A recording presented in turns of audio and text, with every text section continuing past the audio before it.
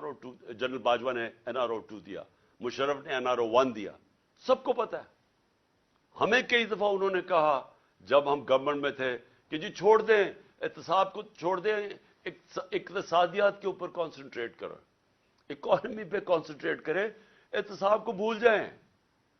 हमें फैटफ के अंदर इन्होंने इनकी तरफ से आई रिक्वेस्ट कि जनाब फैटफ में इनको NRO2 दे दो, ये ऑपोजिशन को। तो हमें तो पता है कि NRO2 किसने दिया। तो अगर आजम स्वाति ने ये ट्वीट कर ही दी, ये इसकी इतनी बड़ी सजा थी कि उसको पहले पोतों और पोतियों के सामने घर में 3 बजे घुस के मारा गया, फिर उसको नंगा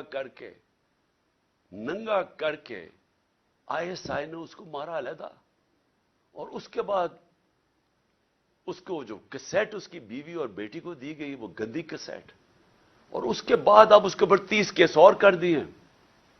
उस उम्र में आदमी को कभी कोयटा जा रहा है और कभी सिंध जा रहा है, और मैं आज कोयटा और सिंध के हाई कोर्ट्स को सलाम पेश करता हूं कि जिस तरह उन्होंने स्टैंड लिया इसके ऊपर। लेकिन क्या ये एक महज़ब माशरे में, एक डेमोक्रेटिक माशरे में होता है? ये तो डिक्टेटरशिप में भी इतना बुरे हालात नहीं थे। और उसके बाद शहबाज गिल, उसके ऊपर 8 केस और कर दिए। मैं एक्स प्राइम मिनिस्टर पाकिस्तान का, मुझे पता है किसने गोलियां, किसने मेरे ऊपर कातलाना हमला किया, मुझे पता है वो कौन है। मैं अपनी FIR नहीं कटवा सका, तो और कौन कटवाएगा पाकिस्तान में? और कौन आज मुझे बताएं, कमजोर आदमी, अगर एक्स प्राइम मिनिस्टर, सबसे बड़ी पार्टी का हेड, अगर वो नहीं कर सकता तो बाकी कौन कर सकता है? तो ये ह्यूमन राइट्स का हाल है आज। जिस शर्मनाक तरीके से बड़े बड़े डाकुओं के केसेस माफ किए जा रहे हैं, मैं आपको यकीन दिलाता हूं कि मैंने अपने 70 साल में बनाना रिपब्लिक्स के अंदर ऐसी चीजें नहीं देखी। बनाना रिपब्लिक क्या होती है? बनाना रिपब्लिक वो होती है जिधर जंगल का कानून होता है, जिधर जिसकी लाठी उसकी भैंस होती है, जिधर ताकत की हुक्मरानी होती है, जिधर इंसाफ नहीं होता, जिधर रूल ऑफ लॉ नहीं होता। और आज मैं, क्योंकि मैं अपनी कौम की तरबियत भी करना चाहता हूं, मैं अपने नौजवानों की, कि इस मुल्क की 66% जो आबादी है वो 28 साल की उम्र से कम है, तो मैं उनको खास तौर पे मुखातिब हूं कि देखिए मेरे नौजवानों, कोई मुझे दुनिया में आज मुल्क बता दें जिस मुल्क के अंदर रूल ऑफ लॉ ना हो और वो खुशहाल हो, और कोई मुझे ऐसा मुल्क बता दे जिधर इंसाफ और कानून की हुक्मरानी हो और वो गरीब हो। ये आपको कहीं दुनिया में नहीं मिलेगा। जिन जिन दुनिया के मुमालिक के अंदर ताकतवर के मुजरमों के लिए एक कानून, जिस तरह मेरे नबी सल्लल्लाहु अलैहि वसल्लम ने कहा था कि जब ताकतवर चोरी करे तो उसको पकड़ो ना, उसको NRO दे दो, और सिर्फ कमजोर गरीब लोगों को, चोरों को जेलों में डालो, वो मुल्क तबाह हो जाते हैं। हम तबाही के किनारे के ऊपर खड़े हैं। मैं आज सिर्फ ये, हमारी मायशत बिल्कुल तबाही की तरफ जा रही है। इस मायशत तबाही की तरफ जा ही इसलिए रही है कि हमारे मुल्क के अंदर इंसाफ नहीं है। और इंसाफ यानी मैंने अपनी जिंदगी के अंदर इस तरह का जुल्म नहीं देखा जो आज हो रहा है। चुन चुन के इस मुल्क के बड़े बड़े डाकू जो इस मुल्क में भागे हुए थे, मफरूर थे, क्योंकि उनके ऊपर करप्शन केसेस लगे हुए थे, आज वो सारे बारी बारी वापस आ रहे हैं और उनके सारे केसेस खत्म हो रहे हैं। एक तरफ जेल भरे हुए बेचारे गरीब लोगों से, चोरों से, छोटी छोटी चोरियों पे जो जेल में, आजकल की महंगाई में बुरे हालात, बेरोजगारी, एक्सक्यूज मी, बेरोजगारी, महंगाई, चीजें दिन ब दिन महंगी हो रही हैं, खाने पीने की चीजें, वो बेचारे चोरी करते हैं, छोटी चोरी करते हैं तो वो जेलों में चले जाते हैं। और वो लोग जिन्होंने दोनों हाथों से 30 साल से इस मुल्क को लूटा है, یہ جو دو بڑے خاندان جنہوں نے جن کی چوریوں کے اوپر کتابیں لکھی ہوئی ہیں، ایک ریمنڈ بیکر کی کتاب ہے دی وے آف دا ورلڈ، یہ زرداری اور شریف خاندان کے اوپر پورا چیپٹر لکھا ہوا ہے ان کی چوری کے اوپر کہ ملک کا کرپشن ہوتی ہے ملک کا پیسہ چوری کرنے کا. ان کی کرپشن پہ ملک کا جو انہوں نے پیسہ چوری کیا وہ کتاب ان کی کتاب میں ہے. اور اگر یہ غلط انہوں نے لکھا تو جا کے ان کے اوپر سو کریں، جس طرح میں یہ جیو گروپ کو سو کر رہا ہوں، دبئی کے اندر بھی کر رہا ہوں، امریکہ میں بھی کر رہا ہوں، اور برطانیہ میں بھی کر رہا ہوں، کیونکہ وہاں کے قانون ایسے ہیں کہ آپ اگر کسی کے اوپر غلط چیز کریں، غلط بیانی کریں، وہاں تو وہ بڑے اسٹرکٹ قانون ہیں. تو کیوں نہیں ان کو سو کرتے؟ ادھر ایک اور کتاب ہے سوسکن کی وے آف دا ورلڈ، جس میں وہ بلاول بھٹو کی والدہ بتا رہی ہیں کہ کتنے دنیا کے اندر باہر کے ملکوں میں ان کے بینک اکاؤنٹس ہیں، وہ اس کتاب میں لکھا ہوا ہے. بی بی سی کی ڈاکیومنٹریز بنی ہوئی ہیں، بی بی سی نے ڈاکیومنٹریز بنائی ہیں شریف خاندان اور زرداری خاندان کی چوری کے اوپر. تو ان کو ساروں کو پاک کیا جا رہا ہے این آر او 2 دے کے. N R O general Musharraf نے دیا تھا، 4 گنا پاکستان کے قرضے بڑے تھے این آر او 1 کے بعد، لوٹ مار ہوئی تھی. ہم نے اٹھایا تھا وہ بینکرپٹ ملک جو 2018 کو ہمیں ملا تھا کہ جب دیوالیہ نکلا ہوا تھا.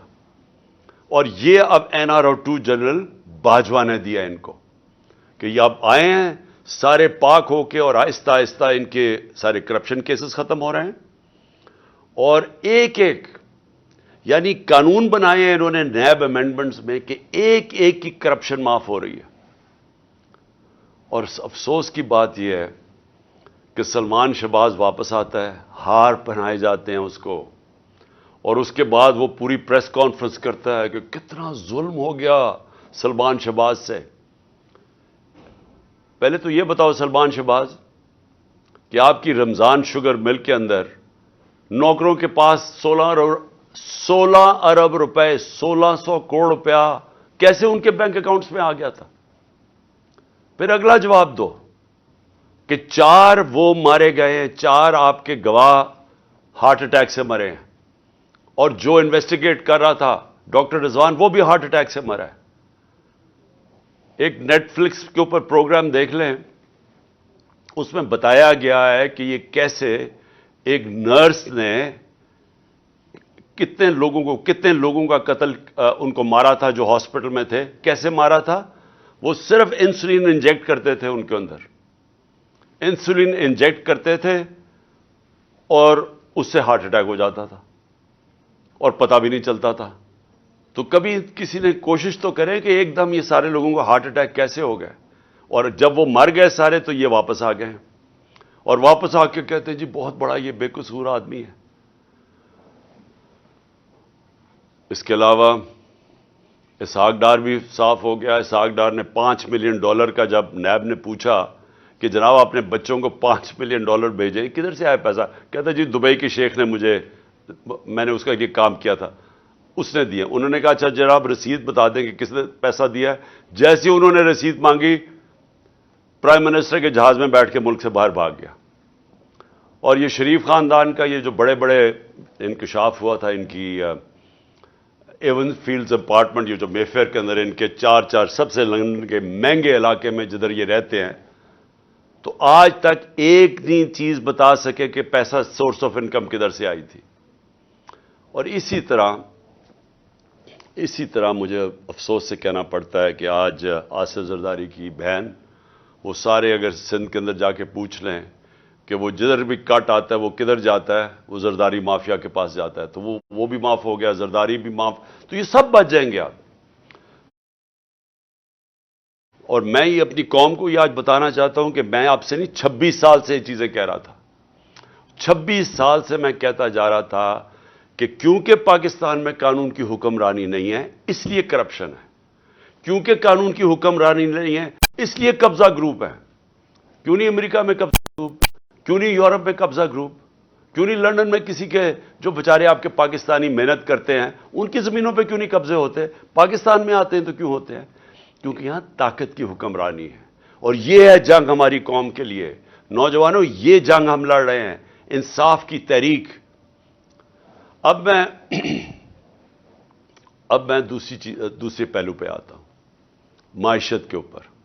میں نے اس کو پچھلے 2 دن بھی بات کی ہے۔ میں صرف یہ پھر سے اپنی قوم کو آج کہنا چاہتا ہوں کہ کوئی بھی معیشت کو سمجھتا ہے، سب سے پہلا اصول معیشت کا کیا ہے؟ کہ سیاسی استحکام ہو، پولیٹیکل سٹیبلٹی ہو۔ معیشت کبھی بھی اس معاشرے میں نہیں چل سکتی جدھر جب لوگوں کو، میں اگر انویسٹر ہوں، میں بزنس مین ہوں، جب مجھے یہی اعتماد نہ ہو کہ میں آج پیسہ لگاتا ہوں تو کل کیا ہوگا، مہینے کے بعد کیا ہوگا، 6 مہینے کے بعد کیا ہوگا۔ انسرٹنٹی جب ہوگی معاشرے میں، کبھی بھی اس معاشرے کے اندر سرمایہ کاری نہیں آتی۔ آج بزنس بالکل رک گئی ہے پاکستان میں۔ 88% پاکستان کے بزنس مین کہتے ہیں کہ ہمیں کوئی اعتماد اس حکومت پہ نہیں ہے۔ آج 100% تقریباً جو بیرون ملک جو انویسٹرز ہوتے ہیں، جو کدھر سے لیتے ہیں کہ ملک کے معیشت کے کیا حالات ہیں، کریڈٹ رسک، کہ آج ان کو یہ خوف ہے، تقریباً 100% پاکستان کی کریڈٹ رسک بڑھ چکی ہے کہ اگر پاکستان کو قرضہ دے گا تو وہ واپس نہ ہونے کی اس کی چانس 100% پہ پہنچ گئی ہے۔ جب ہم تھے اپریل کے اندر تو 5% تھی۔ تو یہ جب سے یہ آئے ہیں تو کسی کو نہ باہر نہ اندر اعتماد ہے پاکستان کی اکانومی پر، لہذا اکانومی سکڑتی جا رہی ہے، گروتھ ریٹ نیچے جا رہی ہے۔ 6% پہ ہم چھوڑ کے گئے تھے، آج 0 پہ پہنچ گئی ہے۔ اس کا مطلب بے روزگاری بڑھتی جا رہی ہے۔ اس کا مطلب کہ فیکٹریاں جو بند ہوتی جا رہی ہیں اور جو بے روزگار لوگ نکل رہے ہیں، ایک طرف مہنگائی ہے، دوسری طرف بے روزگاری ہے۔ کیسے لوگ تنخواہ دار لوگ کیسے گزارا کریں گے آج؟ اوپر سے کسان علیحدہ رو رہا ہے، بجلی کے بل اسمانوں پہ ہیں، ڈیزل کی قیمت جو ہم 150 روپے لیٹر چھوڑ کے گئے تھے، آج عالمی منڈی میں تیل نیچے آ چکا ہے۔ ہمارے دور میں 115 سے لے کے 103 روپے $103 تھا، 115 سے $103 بیرل تھی انٹرنیشنل مارکیٹ میں۔ آج وہ $80 سے نیچے آ گئی ہے۔ لیکن ڈیزل کدھر ہے؟ پٹرول کدھر ہے؟ کیسے بجلی کی قیمت آج کدھر ہے؟ ہم 17-18 روپے یونٹ پہ چھوڑ کے گئے تھے، آج وہ 40 روپے سے اوپر چلا گیا۔ کس طرح لوگ پیسے دیں گے؟ کسان جس کے پاس پیسہ آیا تھا ہمارے دور میں، اس نے اپنی زمین پہ لگایا تھا، جس کی وجہ سے ریکارڈ پیداوار ہوئی تھی، 4 بڑی بڑی فصلوں کی ریکارڈ پیداوار ہوئی تھی۔ آج کسانوں سے پوچھے کیا حالات ہیں ان کے؟ کسان علیحدہ پسا ہوا ہے، بزنس مین علیحدہ پسا ہوا ہے، انڈسٹری ہماری بند ہو رہی ہے، سروسز، یہ جو آئی ٹی کے اندر ہم نے اتنے انسینٹیوز دیے تھے، ہماری 75% آئی ٹی ایکسپورٹس بڑھی تھی، ان کے انسینٹیوز انہوں نے واپس۔ تو سوال یہ ہے کہ اب ہم کدھر سے آمدنی بڑھائیں گے اپنے قرضے واپس کرنے کے لیے؟ اگر ایک ملک کے اوپر قرضہ چڑھا ہوا ہے، گھر پہ قرضہ چڑھا ہوا ہے، تو وہ واپس کیسے کرتا ہے؟ آمدنی بڑھا کے۔ تو جب آمدنی سکڑتی جا رہی ہے تو قرضے ہم نے کیسے واپس کرنے ہیں؟ ہم کیسے، جو ہماری آگے لائبلٹیز آ رہی ہیں، ہم کیسے واپس کریں گے؟ ان کے پاس تو کوئی پلان نہیں ہے۔ آج ذرا صرف میں بتانا چاہتا ہوں تھوڑی سی قیمتیں جو عام آدمی کو آج افیکٹ کرتی ہیں۔ پیاز، لوگ کئی پیاز اور روٹی کھاتے ہیں، 400% اس کی قیمت بڑھ چکی ہے پیاز کی۔ ٹماٹر، یہ بھی عام لوگ جو گوشت نہیں کھا سکتے، وہ لوگ روٹی کے ساتھ ٹماٹر کے ساتھ روٹی کھاتے، 300% بڑھ چکی ہے اس کی قیمت۔ آٹا یعنی روٹی کے بغیر کون گزارا کرتا ہے؟ 100% قیمت بڑھ چکی ہے آٹے کی۔ دالیں، 50% قیمت بڑھ چکی ہے دالوں کی۔ گھی، عالمی مارکیٹ میں نیچے آ گیا پام آئل، آج گھی کی 50% قیمت بڑھ چکی ہے۔ اس لیے آپ کو بتا رہا ہوں کہ جو عام لوگ ہیں سوچیں کہ وہ کیسے گزارا کرتے ہوں گے. تو جب معیشت نیچے جا رہی ہے، میں پھر سے ریپیٹ کرتا ہوں، اور میں سارے پاکستان کے اداروں سے آج بات کر رہا ہوں، میں اس پاکستان کے سارے اداروں سے بات کر رہا ہوں کہ یہ جو ہونے جا رہا ہے یہ آپ سب کو افیکٹ کرے گا.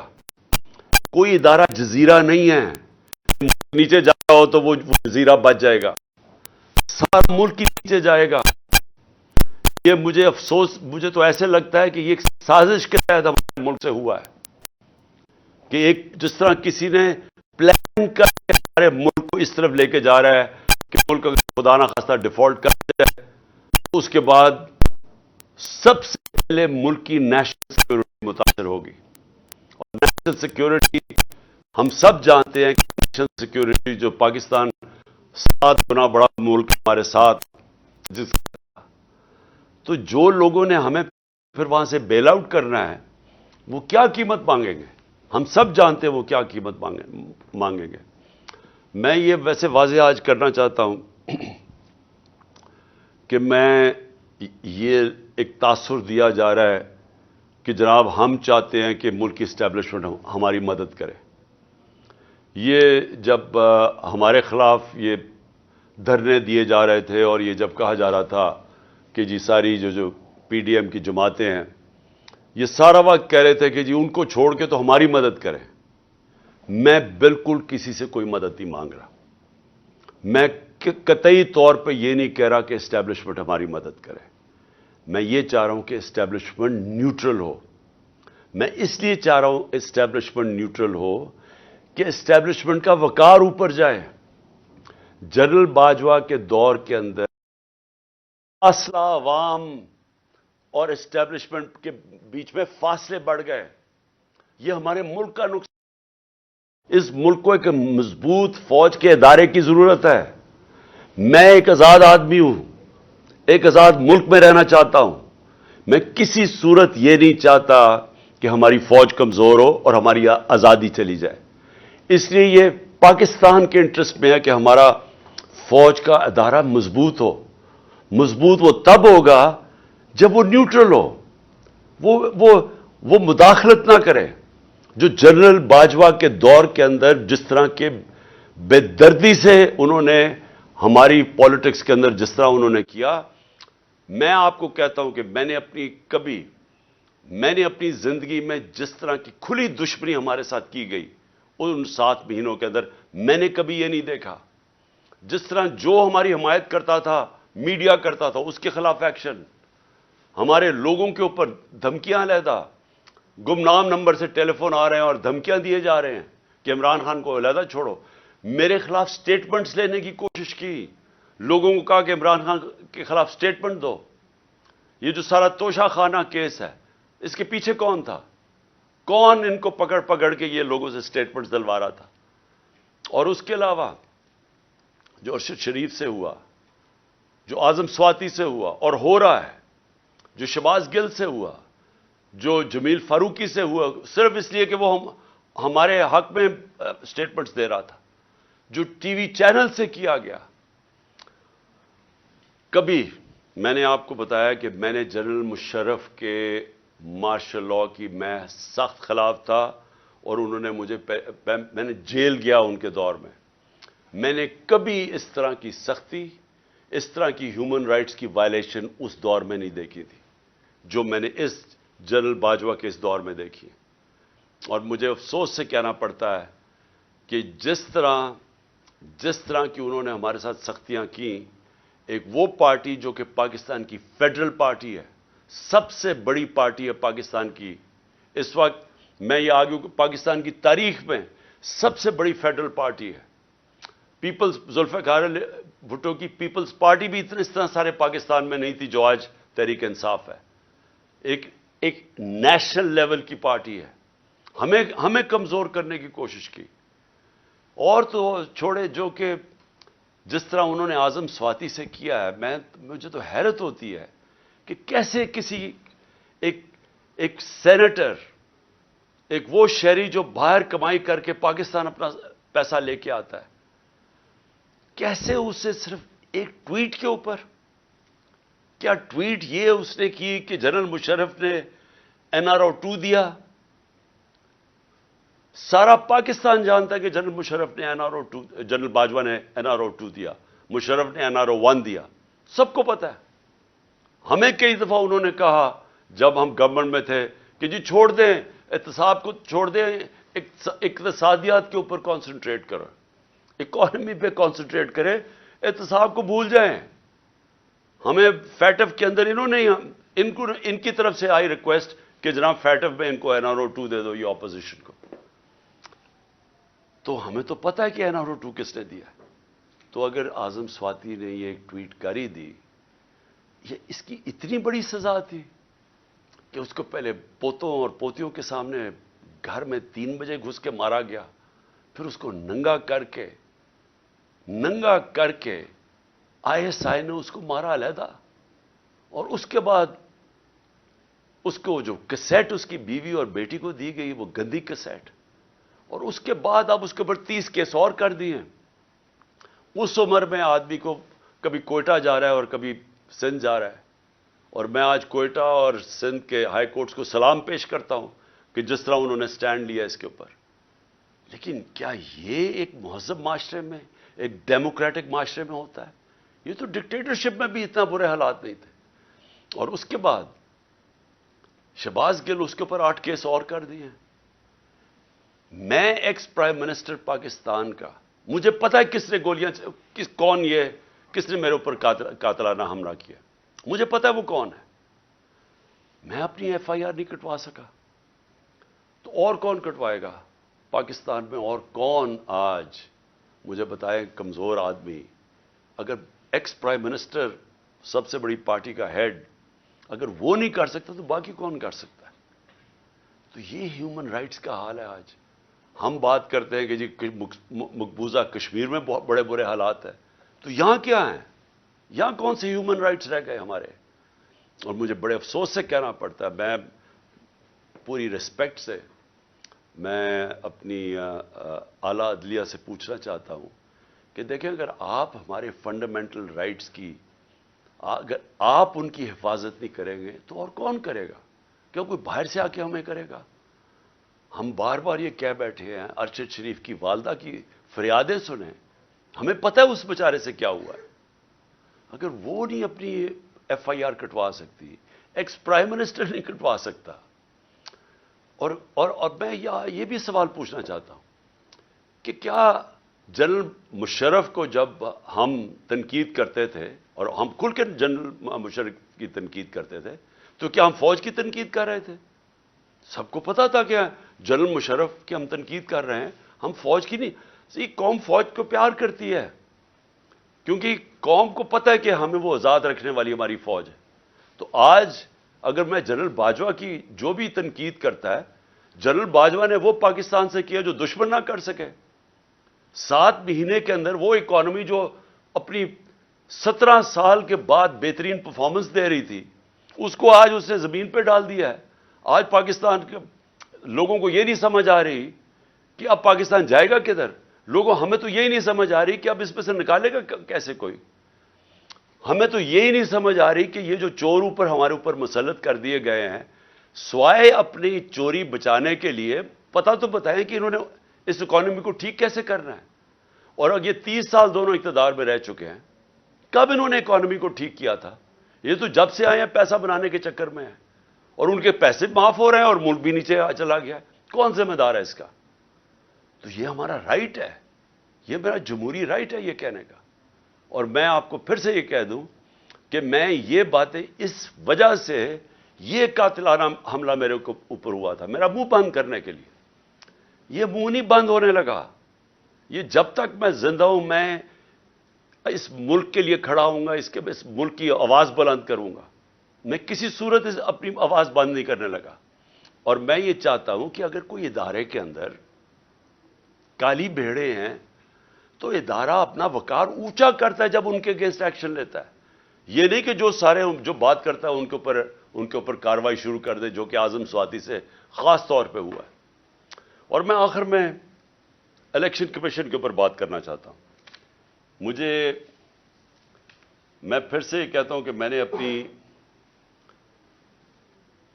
میں نے پاکستان میں جب سے بھی میں 26 سال سے الیکشن لڑ رہا ہوں، میں نے اپنی زندگی کے اندر کبھی اس طرح کا الیکشن کمشنر نہیں دیکھا، جو ایک تو یہ جو سکندر سلطان ہے اور دوسرا جو کہ سندھ کا الیکشن کمیشن ہے۔ پہلے میں یہ واضح کر دوں کہ جو سندھ کا الیکشن کمشنر ہے یہ سندھ گورنمنٹ کا ملازم ہے، یہ انڈیپینڈنٹ الیکشن کمشنر نہیں ہے۔ ہم سپریم جوڈیشل کاؤنسل کے پر کیس لے کے گئے ہوئے ہیں اس کا، اور مجھے افسوس ہوتا ہے کہ اتنی دیر سے ہمارا کیس پڑا ہوا ہے سپریم جوڈیشل کاؤنسل میں، کوئی سن ہی نہیں رہا کہ کیسے ہو سکتا ہے کہ سندھ گورنمنٹ کا ملازم غیر جانبدار ہو جو ان سے تنخواہ لے رہا ہے۔ اور جو اس نے کیا ہے چیف الیکشن کمشنر نے، سوائے اس کے کہ اس کا 1 پوائنٹ ایجنڈا ہے کہ عمران خان کو ڈسکوالیفائی کیسے کرنا ہے۔ توشہ خانہ کا کیس اس نے پکڑا ہوا ہے۔ جس وقت بھی یہ کیس عدالت میں جائے گا، اس کے ہاتھ سے نکلے گا، میں آج رائٹنگ میں اس قوم کو دیتا ہوں، ہر چیز اخلاقی طور پہ اور قانونی طور پہ اس میں جائز میں نے کی ہے۔ اور دوسرا فورن فنڈنگ کیس، جس وقت بھی اس کے اوپر تحقیقات ہوں گی، یہ واضح ہو جائے گا کہ تحریک انصاف واحد پارٹی ہے جس نے صحیح معنی میں پولیٹیکل فنڈ ریزنگ کی ہے۔ سپریم کورٹ نے بھی 2018 میں کہا ہوا ہے اس کو، الیکشن کمیشن کو، پھر سے ہائی کورٹ میں بھی کہا ہوا ہے کہ جو فنڈنگ کیس ہیں، تینوں parties, Peoples Party, P M L N اور تحریک انصاف کی اکٹھی سنی جائیں۔ 4 سال ہو گئے ہیں، تحریک انصاف کو کٹہرے پہ کھڑا کیا ہوا ہے اور ان دو پارٹیز کے کیسز نہیں سنتا۔ کیسز اس لیے نہیں سنتا کہ جب یہ کیس آپ قوم کے سامنے آئیں گے تو آپ کو پتا چلے گا کہ ان پارٹیز کا کوئی طریقہ ہی نہیں ہے فنڈ ریزنگ کا۔ یہ فنڈز کیسے اکٹھے کرتے ہیں، یہ بڑے بڑے نامور، اور میں وہ بزنس مین بھی جانتا ہوں جو بڑے بڑے جن کو یہ پہلے مل کے ان کے ساتھ ان کے بزنس پارٹنر ہی ہوتے ہیں، ان کو پیسہ بنا کے دیتے ہیں، پھر الیکشن آتا تو ان سے بڑے بڑے اربوں روپیہ لے لیتے ہیں۔ یہ ہے ان کی فنڈ ریزنگ۔ وہ پارٹی جس نے 40,000 لوگوں کا ووٹ ڈیٹا بینک ہے، ڈونر بینک ہے 40,000 لوگوں کا، وہ پارٹی کو اس نے کھڑا کیا ہوا ہے، کبھی کچھ کر رہا ہے، کبھی ایف آئی اے سے چیک کر رہا ہے، کبھی کوئی ہمارے ڈونرز کو تنگ کر رہا ہے، اس کے پیچھے پڑا ہوا یہ۔ ان سے نہیں پوچھتا کہ جناب آپ بتائیں آپ کی کیوں نہیں، اور میں نے سنا ہے کہ انشاءاللہ ان کا کیس لگنے لگا ہے، اور ہم انتظار کر رہے ہیں کہ ساری قوم کو پتا چلے کہ یہ دونوں پارٹیز پیسہ کیسے اکٹھا کرتی ہیں۔ اور پھر توشہ خانہ، میں پھر چیلنج کرتا ہوں کہ جب بھی توشہ خانہ لگے گا، کوئی چیز عمران خان نے اللیگل نہیں کی، کوئی کسی قسم کا، نہ آج تک پہلے قانون توڑا ہے، نہ آج توڑے گا، نہ کبھی آگے بھی توڑے گا۔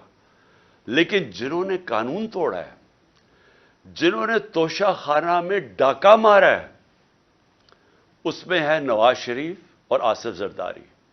کیوں ڈاکہ مارا ہے؟ کیونکہ گاڑی توشہ خانہ سے نکالنا غیر قانونی ہے۔ 3 مہنگی گاڑیاں آصف زرداری نے توشہ خانہ سے نکالی ہیں اور 1 نواز شریف نے نکالی ہے۔ کیوں نہیں الیکشن کمیشن پوچھتا ان سے؟ نواز شریف تو چلے مفرور ہے، ابھی آئے گا، ڈرائی کلین ہو جائے گا پھر سے، تو اس سے پوچھے تو صحیح کہ تم نے گاڑی کیوں نہیں نکالی ہے، کیوں نہیں اس کے اوپر آگے کیس چلتا؟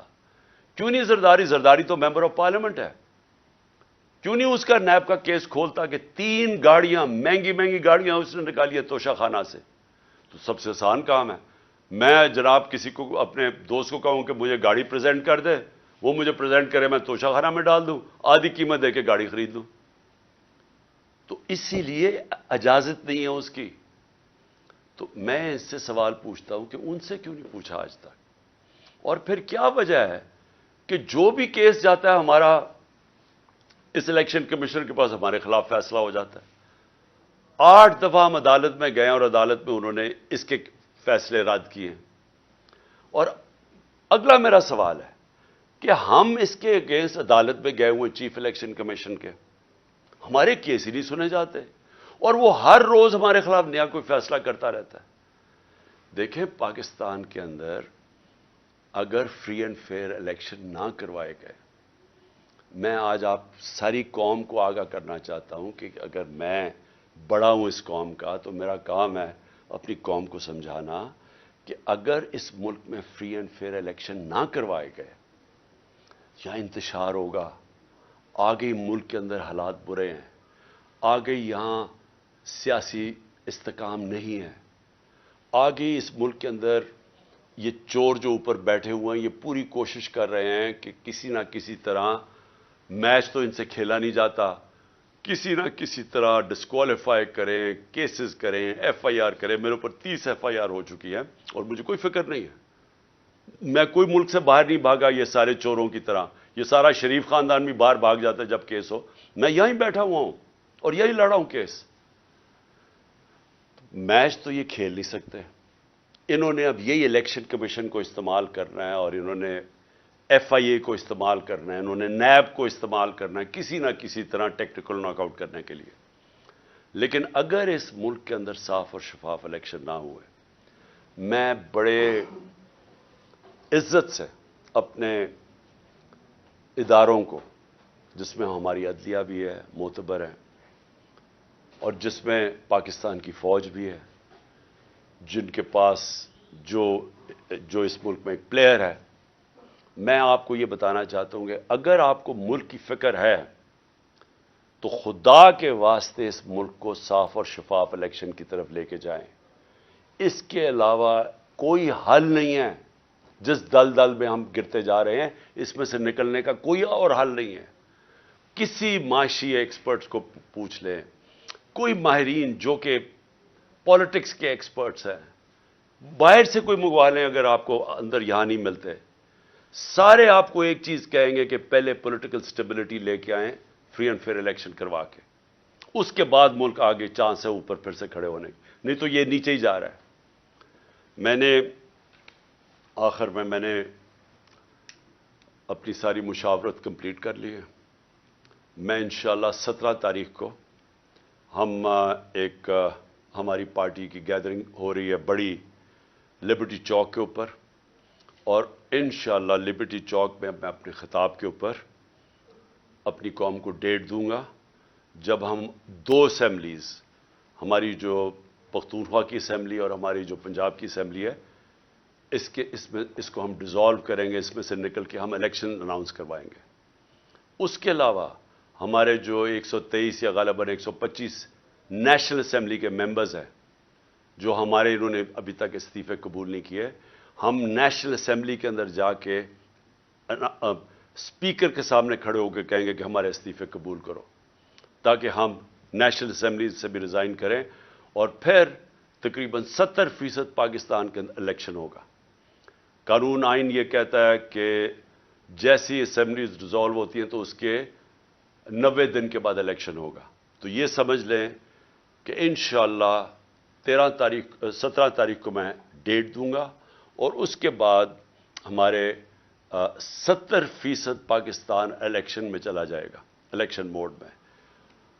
عقل تو یہ کہتی ہے کہ اگر 70% ملک میں الیکشن ہو رہا ہے تو آپ نیشنل اسمبلی سارے ملک کا ہی الیکشن کروا دیں، لیکن بدقسمتی ہماری یہ ہے کہ ہمارے یہاں مجرم جرائم پیشہ لوگ بیٹھے ہوئے ہیں، ان کو کوئی قوم کی فکر نہیں ہے، ان کی دولت ملک سے باہر پڑی ہوئی ہے، روپیہ گرتا ہے تو ان کی دولت میں اضافہ ہو جاتا ہے کہ ان کے پیسے ڈالر میں پڑے ہوئے ہیں، ان کا جینا مرنا پاکستان میں نہیں ہے۔ جب بھی مشکل وقت آئے گا یہ پھر اپنا بوریا بستر اٹھا کے باہر چلے جائیں گے، جدھر یہ بڑے آرام سے زندگی گزار رہے ہیں۔ ان کا صرف مقصد یہ ہے کہ ان کے کرپشن کیسز معاف ہوں، تاکہ ان کی سلیٹ جیسے جنرل مشرف نے صاف کی تھی، اب یہ جناب جنرل باجوہ کی بدولت ان کی سلیٹ صاف ہوگی، اور اس کے بعد پھر سے یہ امید لگا کے بیٹھے ہوئے ہیں کہ راؤنڈ 3 آئے گا ان کا ملک کو لوٹنے کے لیے۔ تو اس لیے ان کو کوئی انٹرسٹ نہیں ہے الیکشن کروانے کا، ان کو ڈر لگا ہوا ہے کہ الیکشن کروانا یہ ہار جائیں گے اور پھر سے ان کے کرپشن کیسز سامنے آ جائیں گے۔ اس لیے ان کا انٹرسٹ اور پاکستان کا انٹرسٹ مختلف ہے, اپوزنگ اینڈز کے اوپر ہے.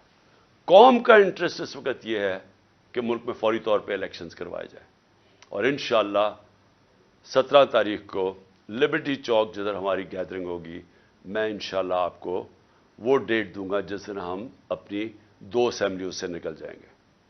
پاکستان زندہ باد. YouTube پر گوگلی نیوز دیکھنے کے لیے youtube.com کی سرچ بار میں googly news T V type کریں. گوگلی نیوز کے پیج پر سرخ رنگ کے سبسکرپشن والے بٹن پر کلک کرنا نہ بھولیے. YouTube پیج پر اپلوڈ ہونے والی ویڈیوز سے باخبر رہنے کے لیے بیل آئیکن پر کلک کیجیے. آپ کو ہر نئی ویڈیو کے بارے میں نوٹیفیکیشن موصول ہو جائے گا.